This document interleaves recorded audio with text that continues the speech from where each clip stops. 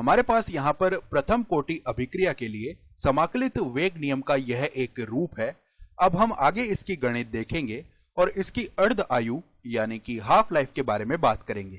तो यहाँ बाईं ओर हमारे पास किसी समय t पर a की सांद्रता का प्राकृतिक लघुगणक माइनस a की प्रारंभिक सांद्रता का प्राकृतिक लघुगणक यह लिखा हुआ है। तो लघुगणक के गुणधर्म का उपयोग करते हुए हम इसे लिख सकते हैं किसी समय t पर a की सांद्रता बटा a की प्रारंभिक सांद्रता इसका प्राकृतिक लघुगणक, और यह बराबर है माइनस kt, जहां पर k हमारा वेग स्थिरांक है। अब हम चाहते हैं कि यहां पर इस प्राकृतिक लघुगणक को हटा दें, इसलिए हम दोनों पक्षों को e की घात में लगा लेंगे। तो इस तरह से हमने यह कर लिया है। तो अब इसकी वजह से इस प्राकृतिक लघुगणक को हम हटा सकते हैं और यहां पर आ जाएगा किसी समय t पर a की सांद्रता बटा a की प्रारंभिक सांद्रता बराबर e की घात माइनस k गुणा t। अब हम समीकरण के दोनों पक्षों में a की प्रारंभिक सांद्रता से गुणा कर लेंगे तो हमें मिल जाएगा किसी समय t पर a की सांद्रता बराबर a की प्रारंभिक सांद्रता गुणा e की घात माइनस kt। तो अब इसकी वजह से इसके आलेख के बारे में सोचना आसान हो जाएगा। तो अब y अक्ष पर तो हम a की सांद्रता को रख सकते हैं और x अक्ष पर हम समय को रख सकते हैं। तो यह एक प्रकार के चर घातांकी क्षय यानी एक्सपोनेंशियल डिके का रूप है। तो यहाँ नीचे मैंने इस प्रकार से चर घातांकी क्षय का आलेख बना लिया है। आइए इस आलेख के इस बिंदु पर ध्यान केंद्रित करते हैं। तो यह वह बिंदु है जिसके लिए समय t बराबर 0 है। तो जब t बराबर 0 है तब a की सांद्रता क्या होगी, इसके लिए हम t बराबर 0 यहां पर रख देंगे। तो जब हम यह रखेंगे तो हमें मिलेगा यहां पर a की प्रारंभिक सांद्रता गुणा e की घात 0। अब e की घात 0 का मान 1 होता है, यानी जब समय 0 सेकंड होगा तब हमें इस बिंदु पर a की प्रारंभिक सांद्रता मिलने वाली है। तो हम यहां पर लिख लेते हैं यह a की प्रारंभिक सांद्रता को दर्शा रहा है। अब इसके बाद जैसे जैसे यह समय अनंत की ओर अग्रसित होगा a की सांद्रता 0 की ओर अग्रसित होगी। तो जैसे जैसे हम यहाँ पर इस तरफ बढ़ते जाएंगे यानी अनंत की ओर बढ़ते जाएंगे, समय को अनंत की ओर ले जाएंगे, तो a की सांद्रता 0 की ओर आती जाएगी। तो यह एक चर घातांकी क्षय आलेख का विचार होता है। अब इसके बाद हम अर्ध आयु यानी हाफ लाइफ के बारे में बात करेंगे। तो इसकी परिभाषा होती है अभिकारक की सांद्रता को घटकर प्रारंभिक सांद्रता की आधी हो जाने में लगने वाला समय। तो अगर अभिकारक की प्रारंभिक सांद्रता यह है तो देखिए जब यह आधा अभिक्रिया कर लेगा तब इसकी सांद्रता कितनी हो जाएगी। इसकी सांद्रता उस समय ज्ञात करने के लिए हम इसमें 2 का भाग लगा देंगे। तो अब इस समीकरण में यहाँ पर सांद्रता के स्थान पर हम यह रख देंगे और उसके बाद अर्ध आयु के लिए जो चिन्ह होता है वह होता है t1/2। तो हम समय के स्थान पर यह रख देंगे, यानी यहां पर जब समय अर्ध आयु के बराबर होगा तो सांद्रता इसकी प्रारंभिक सांद्रता की आधी हो जाएगी। तो अब चलिए ये सभी मान रखकर हम इस समीकरण को हल कर लेते हैं। तो यहां पर देखिए a की सांद्रता की जगह हम a की प्रारंभिक सांद्रता बट्टा 2 लिखेंगे, बराबर है a की प्रारंभिक सांद्रता गुणा e की घात माइनस k गुणा यहां पर t के स्थान पर हम अर्ध आयु लिख देंगे जो कि t1/2 है। तो यह लिखने के बाद हम प्रथम कोटि अभिक्रिया के लिए यहां पर t1/2 का मान ज्ञात करेंगे, यानी कि अर्ध आयु ज्ञात करेंगे। तो सबसे पहले a की जो प्रारंभिक सांद्रता है वह दोनों पक्षों से इस तरह से निरस्त हो जाएगी। तो अब हमें 1/2 बराबर e की घात माइनस k गुणा t1/2 यह मिल जाएगा। अब इसके बाद हम चाहते हैं कि यहां से यह e हटा लें। तो इसके लिए हम इस समीकरण के दोनों पक्षों में प्राकृतिक लघुगणक ले लेंगे।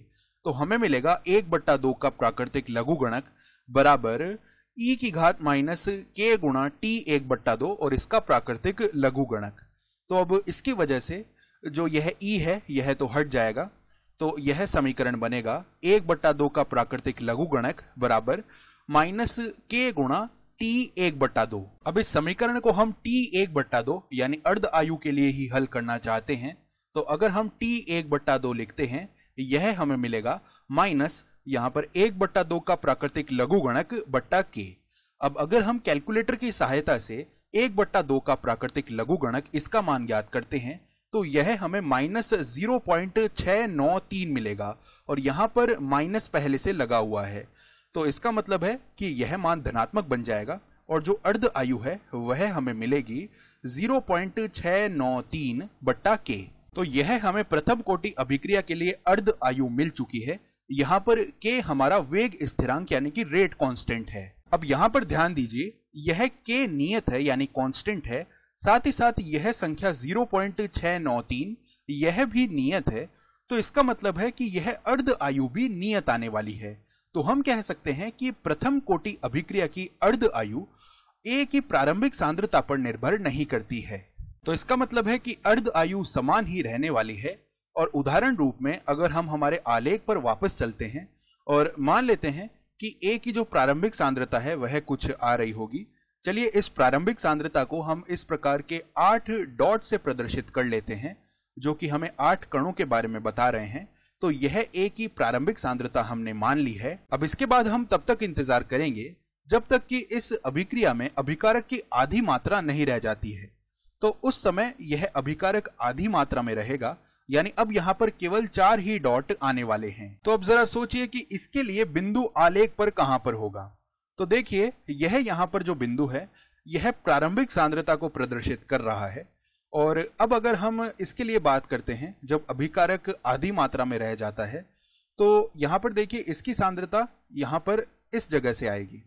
तो हम अब यहाँ पर यह बिंदु जो आलेख पर उपस्थित है इसे ज्ञात करने की कोशिश करेंगे। अब अगर हम इस बिंदु से x अक्ष तक आते हैं तो कल्पना कीजिए कि यहाँ पर मान है 10, यह है 20, यहाँ पर 30 है, 40 और इसी तरह से यह आगे चल रहा है। अब हम यह देख पा रहे हैं कि हमारे अभिकारक की सांद्रता को आधा करने में हमें कुल मिलाकर 10 सेकंड लग रहे हैं। तो हम कह सकते हैं कि यहाँ पर जो हमारी प्रथम अर्ध आयु है वह 10 सेकंड है। एक बार आपको वापस बता दूं कि अर्ध आयु के विचार को समझने के लिए हमने बस यह एक काल्पनिक अभिक्रिया यहाँ पर ली है। अब इसके बाद सोचिए कि अगर हम इस सांद्रता को वापस आधा करना चाहते हैं तो उसमें हमें कितना समय लगेगा, यानी यहाँ पर 4 डॉट से 2 डॉट रह जाने में कुल मिलाकर कितना समय लगने वाला है।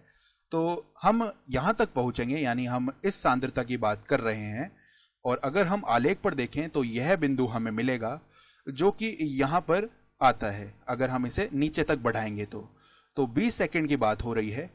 तो हमें 4 बिंदुओं से 2 बिंदुओं तक पहुंचने में कुल मिलाकर कितना समय लग रहा है। तो देखिए 10 सेकंड से 20 सेकंड, यानी हमें कुल मिलाकर 10 सेकंड लग रहे हैं। तो हम कहेंगे कि यह अर्ध आयु भी 10 सेकंड ही होगी। अब अगर हम अभिकारक की मात्रा को वापस आधा कर देते हैं, यानी 2 डॉट से अब यहाँ पर केवल 1 ही डॉट बचा हुआ है, तो यह सांद्रता हमें यहाँ पर मिलेगी जिसको आलेख पर हम यहाँ अंकित करेंगे और 30 सेकंड तक हम 1 डॉट तक पहुंच जाएंगे। तो ऐसा करने में देखिए हमें कितना समय लगा है, 20 सेकंड से 30 सेकंड की बात हो रही है। तो यहाँ पर भी जो अर्ध आयु है वह 10 सेकंड ही आने वाली है। अब हम कह सकते हैं कि अभिक्रिया की अर्ध आयु अभिकारक की प्रारंभिक सांद्रता पर निर्भर नहीं कर रही है, यानी इस बात का फर्क नहीं पड़ता है कि हम 8 कणों से शुरुआत कर रहे हैं या 4 कणों से या 2 कणों से। जो अर्ध आयु है वह तो हमें 10 सेकंड ही मिल रही है। तो इस तरह से हमने प्रथम कोटि अभिक्रियाओं के लिए अर्ध आयु के विचार को समझ लिया है।